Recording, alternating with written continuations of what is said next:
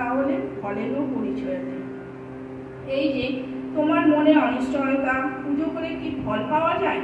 দেবতা কি ডাক শুনে? ফল যদি পেতে তাহলে এই প্রশ্ন করতে হয়। তুমি বিদ্যাসাগরকে আদর্শ করলে, তুমি রবীন্দ্রনাথকে আদর্শ করলে, তুমি বিবেকানন্দকে আদর্শ করলে, সেইভাবে তোমার জীবনযাত্রাকে চালিত করলে।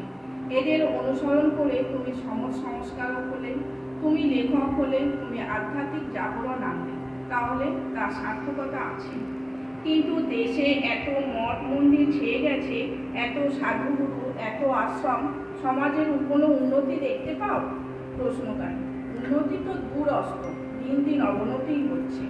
উত্তরদাতা: দেশের সমাজের এই অধঃপতন দেখে কোনো দেবদেবতাকে এসে কি হাল ধরতে দেখেছ? প্রশ্নকারী: তা তো দেখছি না। উত্তরদাতা: তারা স্বর্ণ সিংহাসনে বসে ঘি, দুধ, লাড্ডু সেবন করে যাচ্ছে। এখানকার তথাকথিত ধর্মগুরু বা পান্ডা বা পুরোহিতদের কথা অনুযায়ী যদি তাদের জাগ্রত বলে মনে করি, তাহলে বাইরে ভিখারির দল অন্ন, বস্ত্র, বাসস্থানের অভাবে বসে আছে কেন? আসলে কি জানো, মানুষ সহজে সব পেতে চায়, কষ্ট করে অর্জন করতে চায় না।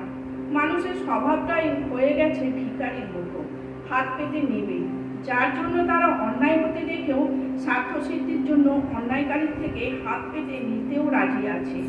তারা না খেতে পেয়ে মরবে, তবু লোকের বাড়ি কাজ করবে না, তাতে তাদের সম্মান যাবে। ধর্মের বেলায়ও তাই, সাধকদের সাধনার কষ্টটা তারা ভোগ করবে না, সাধনার ফলটা তারা চায়। যে ধর্ম মানুষকে অসহিষ্ণু করে তোলে, মানুষে মানুষে বিভেদ তৈরি করে, হিংসা বিদ্বেষের জন্ম দেয়, সেটা কখনো ধর্ম হতে পারে না। দেবতার ধর্ম হলো দান করা। দেবতা কখনো পুজো চাইবে না, প্রতিষ্ঠা চাইবে না, মন্দিরে স্থাপন চাইবে না।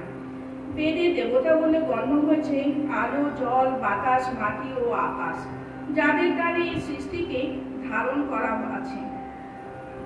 সূর্য, বাতাস, জল, এদের তোমার থেকে কোনো আশা, আকাঙ্ক্ষা, প্রত্যাশা নেই। এদের নিঃস্বার্থ সেবা হলো দেবতার দৃষ্টান্ত। যাদের খাও, যাদের পড়ো, তাদের প্রতি কৃতজ্ঞতা না দেখিয়ে যার হদিস পাওনি তার পিছনে ছুটছ।